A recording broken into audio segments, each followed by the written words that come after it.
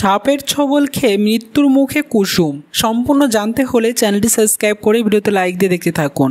কুসুম সিরিয়ালের নতুন আগামী পর্বে দেখা যায় ইন্দ্রাণীর পায়ে জল দিতে দিতে তাকে এগিয়ে দেয় মন্দিরের উদ্দেশ্যে কুসুম এবং কলসি তুলে আনন্দে ইন্দ্রাণী তো এগিয়ে যায়, কিন্তু তার মাঝে হঠাৎ করে সেই কলসিতে কোনোভাবে জল নিতে গিয়ে সাপ ঢুকে যায় এবং কুসুম সেই সাপটাকে নিজের হাতে ধরে ছুঁড়ে ফেলতে যাওয়ার আগেই সাপটা কুসুমের হাতে একটা ছবল দিয়ে দেয়। কুসুম তো মনে মনে খুব ভয় পেয়েও কিছু বলে না কাউকে, কারণ কিছু বললেই তো দেবীমা টেনশান করে আর সব নিয়ম পালন করতে পারবে না। সেই জন্য কুসুম কথাটা চেপে যায় এবং কাজটা সফল করে ইন্দ্রাণী খুব খুশি হয়ে কুসুমকে বলতে থাকে, আমি এটার মাধ্যমে এটাই বুঝলাম তুমি আমাকে কতটা ভালোবাসো কুসুম, এই নাও তুমি প্রসাদ খাও ঠাকুরের। তখন কুসুম হাত পেতে সেটা নিতে যাওয়ার আগেই হঠাৎ করেই অজ্ঞান হয়ে সে মাটিতে লুটিয়ে পড়ে এবং মৃত্যুর মুখোমুখি হয়ে যায় কুসুম। এদিকে আয়ুষ্মান চেঁচিয়ে ওঠে কুসুম বলে, তবুও কুসুমের কোনো সাড়া নেই। সঙ্গে সঙ্গে কুসুমকে এবার হসপিটালে নিয়ে যাওয়া হবে।